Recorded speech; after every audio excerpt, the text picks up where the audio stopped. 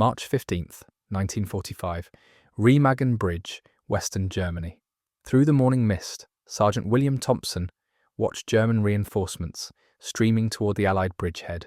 His M4 Sherman tank sat concealed behind a bombed-out farmhouse, engine idling quietly as enemy vehicles passed less than 200 yards away. Thompson's crew had been cut off from their unit for 18 hours, trapped behind German lines with a damaged radio and dwindling ammunition. They should have been dead or captured by now. Instead, they were about to pull off one of the most audacious deceptions in tank warfare history. A trick so simple, so brilliant, that it would convince an entire German regiment they faced a full armoured division. Thompson turned to his gunner, Corporal Marcus Williams from Detroit. "You ready for this crazy idea?" Williams grinned, checking his periscope one more time. "Sergeant, after what we've been through, crazy might be the only thing that works." What happened next would be classified for decades, buried in after-action reports that few people ever read. But the story of how 5 black tankers used mirrors, ingenuity, and pure audacity to create the illusion of an entire armoured force deserves to be remembered. Subscribe to the channel if you want more untold stories from history that challenge everything you thought you knew about warfare. The 761st Tank Battalion had earned their reputation the hard way. Known as the Black Panthers, they'd fought through France with a ferocity that impressed even skeptical white commanders. By March 1945, they were spearheading the drive into Germany, proving daily that segregated training and inferior equipment couldn't diminish their combat effectiveness. But on this foggy morning near Remagen, Sergeant Thompson's crew found themselves in a situation no training manual had prepared them for. Their Sherman had taken a direct hit from a Panzerfaust during the previous day's fighting. The blast had damaged their radio, cracked their front armour, and killed their driver. Private James Mitchell, their replacement driver fresh from Louisiana, had never operated a Sherman in combat before yesterday. Now he sat at the controls, hands steady despite the circumstances, waiting for orders that might get them all killed. The German forces surrounding them weren't ordinary Wehrmacht units. These were veterans from the Eastern Front, hardened soldiers who'd fought Soviet tank armies and survived. They knew how to hunt Allied armour, how to set ambushes, how to coordinate anti-tank defences. Intelligence reports indicated at least 2 full regiments in the area, supported by self-propelled guns and veteran panzer crews. Thompson's crew faced overwhelming odds with a damaged tank, limited ammunition, and no communication with friendly forces. Standard military doctrine said they should surrender or attempt to escape on foot. Thompson had a different idea. The inspiration came from his childhood in rural Alabama, where his father had used mirrors to scare crows from cotton fields. Angled properly, a small mirror could create flashes of light that appeared to come from multiple locations, confusing birds about how many threats they faced. Thompson wondered if the same principle might work with German observers trying to count Allied tanks. The plan was dangerous, requiring precise timing and perfect execution.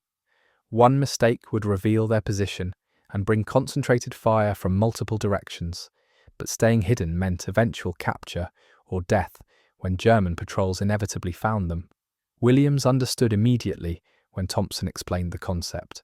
"We make them think there's a whole company of Shermans out here instead of just one beat-up tank." The execution would require careful positioning, split-second timing, and luck they hadn't enjoyed in weeks. But it might be their only chance to survive long enough for friendly forces to reach them. Mitchell looked skeptical until Thompson showed him the mirrors they'd salvaged from destroyed German vehicles. Small pieces of reflective metal, each no larger than a man's palm, but positioned correctly, they could create convincing flashes that resembled muzzle flashes or sunlight reflecting off tank armour at considerable distances. The crew spent precious minutes planning their deception. They identified 3 positions where they could fire from, creating the impression of multiple tanks engaging simultaneously. The mirrors would be positioned to reflect their muzzle flashes, making it appear that shots were coming from locations where no Sherman actually existed. German observers, seeing flashes from multiple directions, would logically conclude they faced a coordinated attack from several tanks rather than desperate shots from a single damaged vehicle. Corporal Williams had studied German tactical manuals captured during earlier fighting.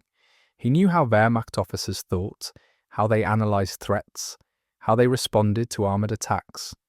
German doctrine emphasised rapid assessment of enemy strength to determine appropriate countermeasures. If they believed they faced a single tank, they'd overwhelm it quickly with concentrated fire. But if they thought they faced multiple tanks in coordinated positions, they'd call for reinforcements and artillery support before engaging. That delay might give Thompson's crew the time they needed to either escape or link up with advancing Allied forces. Private Mitchell positioned their Sherman behind a stone wall that concealed most of the tank, while leaving the gun tube exposed. From this location, they could engage targets while remaining partially hidden, but the position offered no escape route if the deception failed. Williams climbed out to position the first mirror, a piece of reflective metal from a destroyed German staff car. He angled it precisely to catch their muzzle flash and reflect it toward a grove of trees 300 yards to their left. To German observers, it would appear that a second tank was firing from that position. The second mirror required more dangerous placement. Thompson crawled forward under German observation, carrying the reflective piece from a broken vehicle windshield. He wedged it between stones in a ruined barn wall, angled to catch their gun flash and redirect it toward high ground on their right flank. German spotters, seeing that reflection, would assume a third Sherman was positioned on the ridge, creating a triangular field of fire that suggested coordinated tactical deployment rather than desperate improvisation. Thompson returned to his tank as German vehicles began moving through the valley below. A convoy of trucks carrying infantry, followed by 2 Panzer Markvs and a self-propelled gun. The targets were tempting, but engaging too early would waste the deception's potential. They needed to wait until German forces were committed to positions that assumed they faced multiple threats. Williams tracked the lead Panzer through his gun sight, finger resting lightly on the trigger. Range 800 yards and closing. When do we spring this trap? Thompson watched through his commander's periscope as German infantry dismounted and began advancing towards suspected Allied positions. The panzers moved cautiously, scanning for threats they couldn't precisely locate. German commanders were clearly uncertain about Allied strength in the area, exactly the situation Thompson hoped to exploit. Wait until they're spread out. We need them confused about where the shots are coming from before they can coordinate a response. The convoy continued advancing, vehicles spacing themselves according to standard doctrine for areas where enemy armour might be present. At 8:47 hours, Thompson gave the order to fire. Williams' first shot struck the lead panzer in the turret ring, a perfect hit that disabled the tank's main gun. Simultaneously, both mirrors caught their muzzle flash and reflected it toward the predetermined positions. To German observers scanning the battlefield, it appeared that 3 separate tanks had fired simultaneously from coordinated positions. The deception worked exactly as planned. German radio intercepts later revealed the immediate confusion among enemy commanders trying to assess the threat they faced. The 2nd Panzer attempted to engage what its crew believed was the tank firing from the ridge, turning its turret toward the mirror's reflection point rather than Thompson's actual position. German infantry began manoeuvring to assault the grove, where they thought another Sherman was positioned. Artillery requests went out for fire missions against multiple suspected tank positions, rather than concentrated bombardment of Thompson's single location. The mirrors had successfully multiplied their apparent strength, buying precious time and dispersing German response efforts. But the deception's success created new dangers. German reinforcements were being called forward to deal with what commanders believed was a significant Allied armoured probe. More panzers, additional infantry, and self-propelled guns were converging on the area. Thompson's crew had convinced the enemy they faced multiple tanks, but that meant facing multiple enemies in response. They'd bought time at the cost of escalating the engagement beyond what a single damaged Sherman could realistically handle. Williams fired their second shot at the self-propelled gun, scoring a direct hit that sent smoke billowing across the valley. The mirrors again caught the muzzle flash, creating the illusion of coordinated fire from multiple positions. German troops scattered, seeking cover from what they believed was a well-planned ambush. Radio chatter intercepted by nearby Allied units revealed growing panic among German commanders who couldn't understand how American armor had infiltrated so deeply behind their lines without detection. Private Mitchell kept the engine running, ready for the escape Thompson knew they'd eventually need. But for now, the deception held. German forces were responding to threats that didn't exist, dividing their attention and firepower among phantom targets, while the real Sherman remained effectively hidden. The psychological impact was as important as the tactical advantage. German soldiers who'd fought Soviet tank armies knew the sound of coordinated armored attacks. The mirror flashes convinced them they were experiencing exactly that. The third shot targeted a German command vehicle, eliminating the officer coordinating the response to their Phantom tank company. Williams's aim tonating precisely where it would cause maximum confusion was perfect.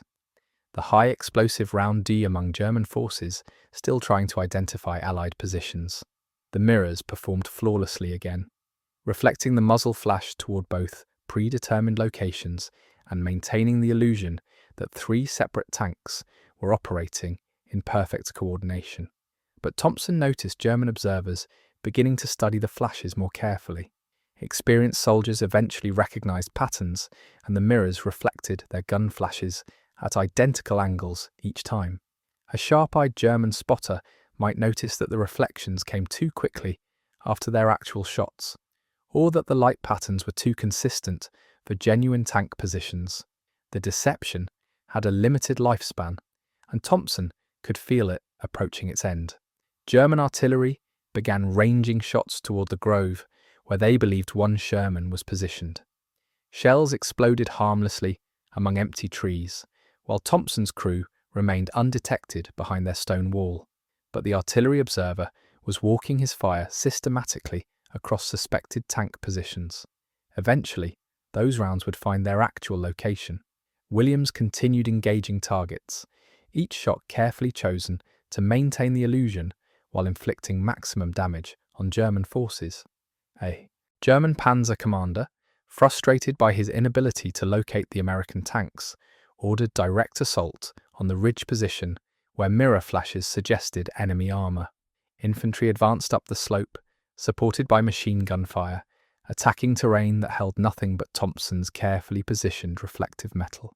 The futile assault bought precious minutes, while German forces expended ammunition and energy against an enemy that didn't exist. Thompson realized their ammunition was running critically low. 15 rounds remaining, barely enough for sustained engagement against the forces converging on their area. But the mirror trick had achieved something beyond their wildest expectations. German reinforcements were arriving to counter what they believed was a major Allied armoured thrust. 3 additional panzers, 2 companies of infantry, and multiple artillery pieces were being committed to eliminate Thompson's Phantom tank battalion. The irony wasn't lost on Williams as he lined up another shot.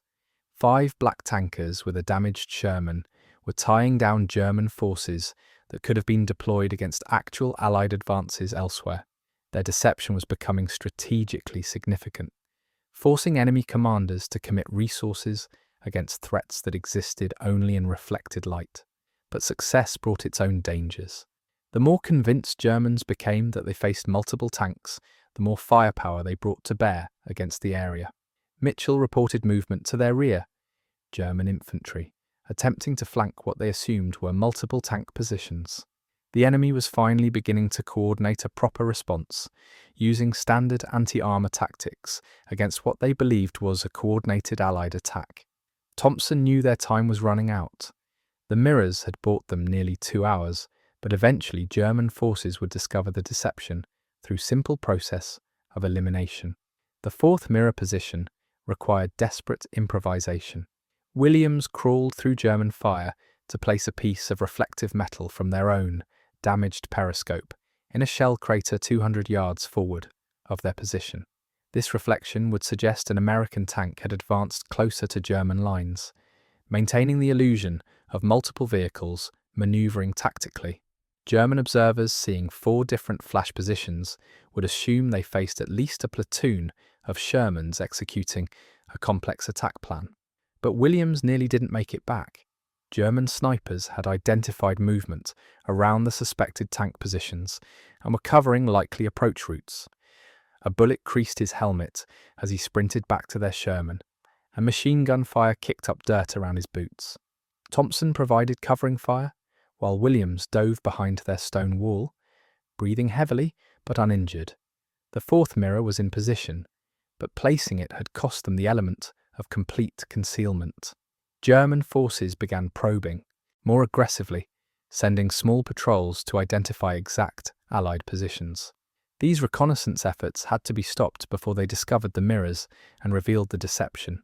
Williams engaged the patrols with precision fire, each shot reflected by all 4 mirrors, to create the impression of overwhelming firepower from multiple directions. German soldiers pulled back, reporting heavy resistance from well-positioned American armor. Artillery fire intensified, walking across the area in systematic patterns designed to eliminate suspected tank positions. Shells exploded near their actual location, showering the Sherman with debris and testing Mitchell's nerve as he kept the engine running under bombardment. But most German fire fell on empty ground, where mirrors created the illusion of American tanks. The deception was still working, but barely. Thompson watched through his periscope as German commanders coordinated what appeared to be a major assault, infantry forming up in attack positions, panzers maneuvering for covering fire, artillery preparing concentrated bombardments. The enemy was finally organizing a response proportional to the threat they believed they faced. A full regiment preparing to assault 5 men with a damaged tank and 4 pieces of reflective metal. The absurdity of the situation struck Williams as he prepared their next shot. German officers were probably studying maps, calculating fields of fire, coordinating radio frequencies and planning complex tactical maneuvers against an enemy that existed primarily in reflected light. Military intelligence would be analyzing American tactics, trying to understand how multiple tanks had penetrated so deeply behind German lines without detection. But the mirrors were losing effectiveness. German observers were beginning to notice inconsistencies in the flash patterns, studying the reflections more carefully and questioning whether they represented genuine tank positions. A veteran panzer commander was directing his crew to observe the suspected positions through field glasses, looking for movement or other signs of actual tanks rather than relying solely on muzzle flash observations. Thompson made the decision to relocate before German forces discovered their deception. The mirrors had served their purpose, creating enough confusion to prevent coordinated German response for nearly 3 hours, but staying longer risked capture when enemy patrols inevitably found their actual position. Mitchell engaged the transmission, preparing to move their Sherman to a new location where they might continue the deception or attempt escape toward Allied lines. Williams fired their final shot from the current position, a high explosive round that struck a German ammunition truck and created a massive secondary explosion. The blast illuminated the entire valley, revealing German forces scattered across terrain they believed contained multiple American tank positions. For one brilliant moment, the scope of their deception was visible, an entire German regiment deployed against shadows and reflected light. The mirrors caught that final muzzle flash and threw it back from 4 different positions, creating one last illusion of coordinated American firepower before Thompson's crew began their desperate run toward Allied lines. Behind them, German forces continued maneuvering against phantom tanks that would never fire again. The mirror trick had worked beyond all expectations, but now came the hardest part, getting home alive to tell the story. Mitchell gunned the Sherman's engine, thick black smoke belching from the exhaust as they lurched forward from their concealed position. German machine gun fire immediately erupted from 3 directions, tracers streaking past their turret as enemy forces finally identified their actual location. The stone wall that had protected them for hours now became a trap, German infantry converging on the position they'd held too long. Thompson grabbed the commander's machine gun, spraying covering fire as Mitchell navigated through rubble toward what he hoped was the path to Allied lines. Behind them, German artillery began pounding their former position with devastating accuracy. Shells exploded exactly where their Sherman had been moments earlier, confirming that enemy observers had finally pinpointed their location. But the bombardment also revealed the full scope of their deception.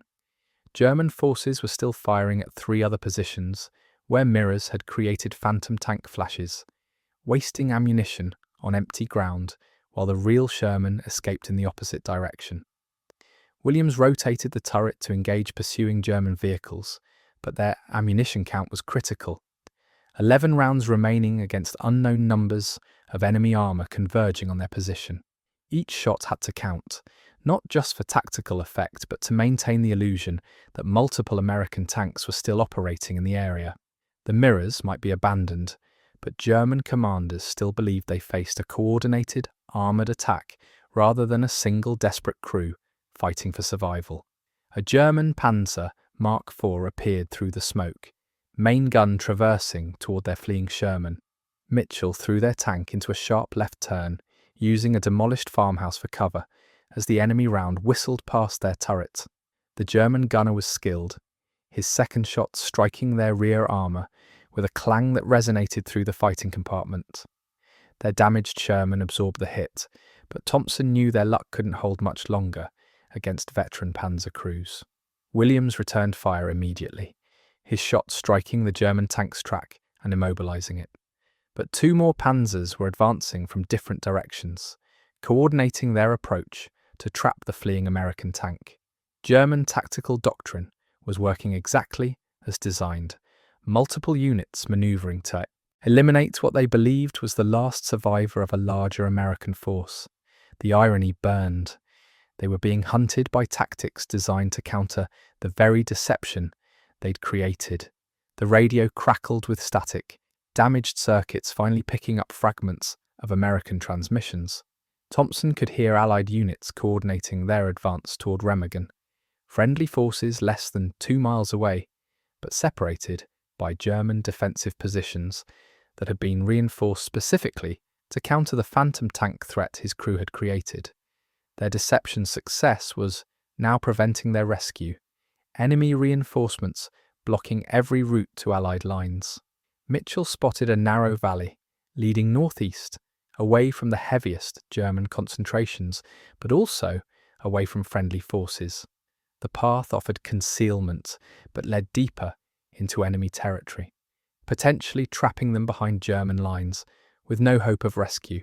Thompson faced an impossible choice: fight through German reinforcements drawn by their deception, or flee deeper into enemy territory and hope for another opportunity to reach Allied positions. German infantry were advancing on foot, attempting to flank their Sherman, while the panzers maintained pressure from the front. These weren't ordinary Wehrmacht soldiers, but veterans who understood tank hunting, moving in coordinated teams with Panzerfausts and magnetic mines.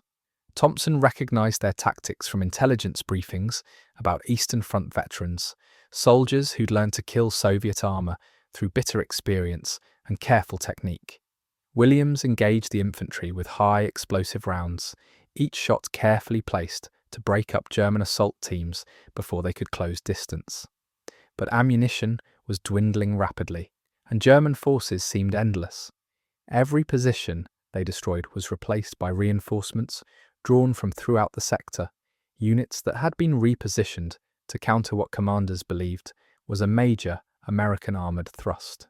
The damaged radio finally picked up clear American transmissions, friendly artillery calling for fire missions against German positions.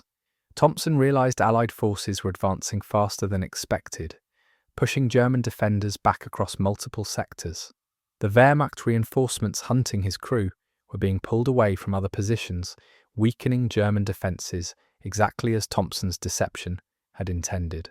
Their Phantom Tank Battalion was achieving strategic effects beyond anything they'd imagined, but immediate survival remained uncertain. A German self-propelled gun appeared on high ground overlooking their escape route, its long barrel tracking their movement with mechanical precision. Mitchell swerved desperately as the first shot exploded inches from their right track, showering the Sherman with dirt and debris.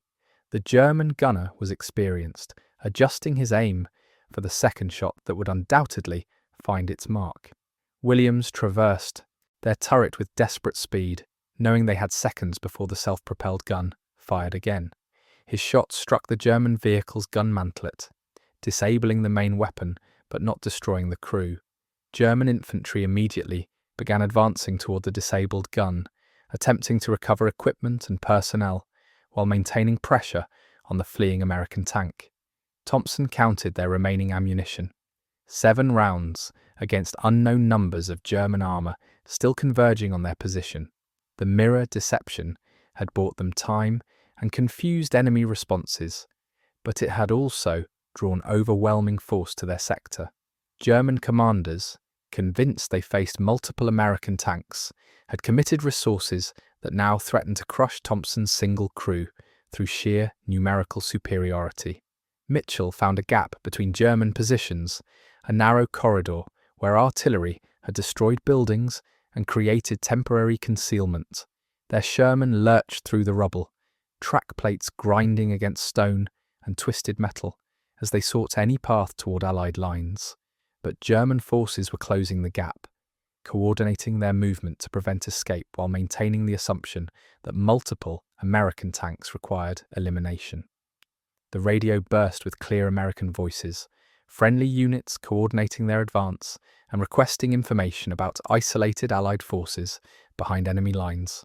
Thompson grabbed the damaged microphone, hoping their transmission would reach friendly forces despite the radio's uncertain condition. "This is Black Panther 5 to any Allied unit. Single Sherman isolated behind enemy lines. Grid coordinates follows." Static swallowed his words, but he continued transmitting their position and situation. German machine gun fire erupted from concealed positions, tracers streaming past their turret as enemy infantry attempted to disable their tracks. Mitchell kept the Sherman moving, using speed and terrain to avoid concentrated fire, while Williams rotated the turret to engage threats. But German forces were learning their pattern, anticipating their movement and positioning weapons accordingly. The veterans hunting them had experience killing tanks, and it showed in their professional coordination. A familiar sound reached Thompson's ears through the engine noise and gunfire. American artillery shells whistling overhead. Friendly fire missions targeting German positions throughout the sector. Allied forces were advancing rapidly, using artillery preparation to suppress enemy resistance before infantry and armor moved forward. The barrage was walking toward their position, friendly shells exploding closer with each salvo as American forces pushed German defenders back. Williams fired at a German anti-tank team, setting up in their path, the high explosive round scattering the crew and destroying their weapon. But more teams were moving into position, German defenders attempting to establish killing zones where they could engage the escaping Sherman with concentrated fire. 5 rounds remaining, and Thompson could see at least 3 separate anti-tank positions being established along their escape route. The radio suddenly cleared, American voices strong and clear as friendly units advanced into range. "Black Panther 5, this is Able Company. We have your transmission and are moving to assist. Continue on current heading. Friendly forces advancing from your northeast." Thompson felt relief flood through him, but German fire was intensifying as enemy forces realized American reinforcements were approaching their sector. Mitchell pushed their Sherman harder, engines straining as they climbed a steep slope toward what he hoped were advancing Allied positions. Behind them, German artillery began falling on positions they'd abandoned, enemy gunners still targeting locations where mirrors had created phantom tank flashes hours earlier. The deception continued working even as they fled, German resources wasted on empty ground, while the real threat escaped. A German panzer appeared directly ahead, main gun already traversing toward their position. The enemy commander had anticipated their route, positioning his tank to block the most likely escape path. Williams fired immediately, but their shot struck the German tank's frontal armour without penetrating. The enemy return fire missed by inches, the round exploding against rocks beside their track and showering them with fragments. Thompson realised they were trapped between German positions, enemy forces coordinating to prevent escape while maintaining pursuit pressure. The mirror deception had created this situation, convincing German commanders they faced multiple threats that required overwhelming response. Now that 5 men paying the price for their successful response threatened to crush the very crew that had created it, deception against an entire German regiment. American artillery fire was walking closer, friendly shells exploding among German positions as Allied forces advanced rapidly toward their sector.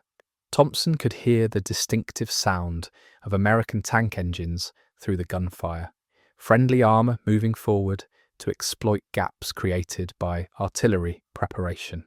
But German forces were still between them and rescue. Veteran soldiers fighting professional delaying actions while attempting to eliminate what they believed were the last survivors of an American armoured thrust. Williams fired their fourth to last round at the blocking panzer, this shot striking the German tank's turret ring and jamming the main gun. The enemy tank was disabled but not destroyed, its crew still alive and dangerous.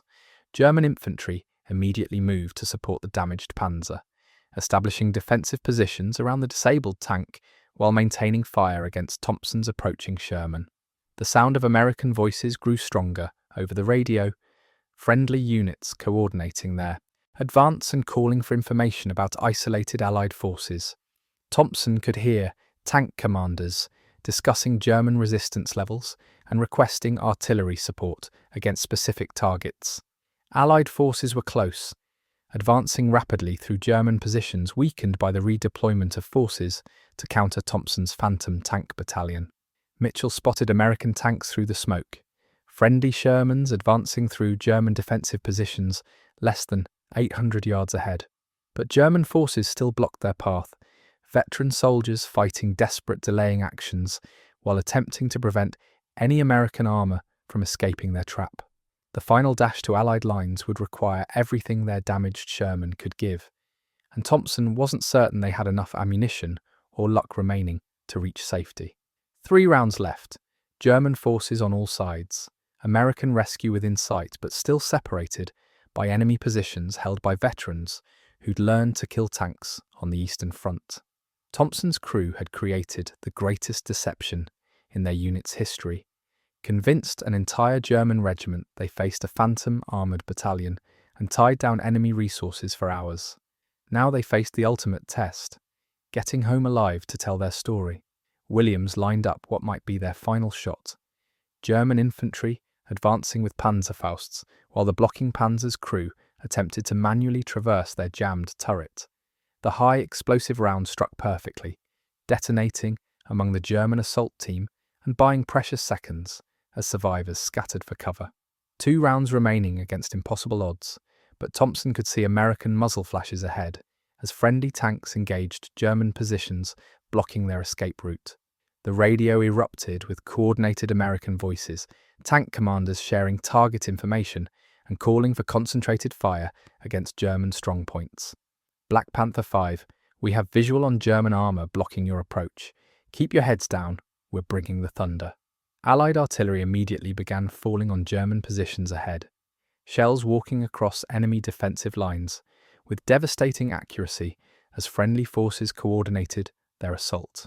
Mitchell gunned the engine one final time, their damaged Sherman lurching forward through smoke and debris as American shells exploded around German positions. The blocking panzer tried to engage with its bow machine gun, but Williams put their second-to-last round through the enemy tank's side armour, silencing the crew forever.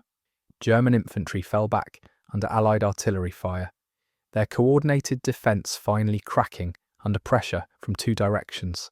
A German soldier emerged from a crater directly ahead.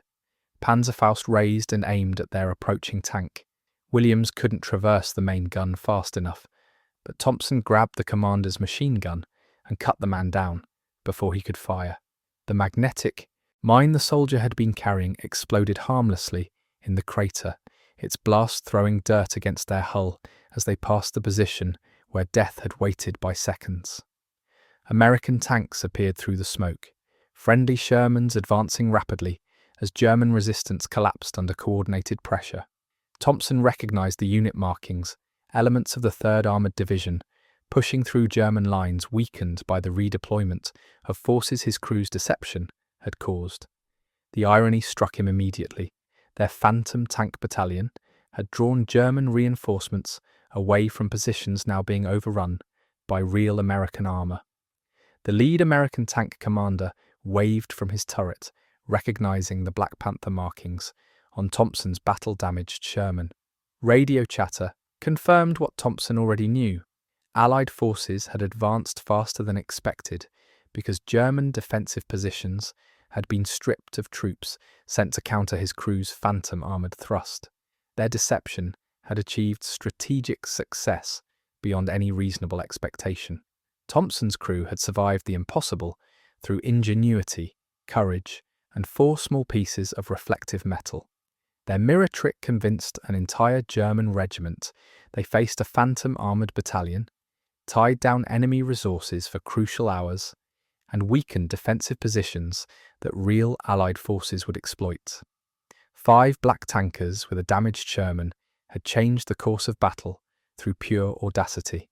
Sometimes the greatest victories come not from overwhelming force, but from the willingness to try something so crazy it just might work.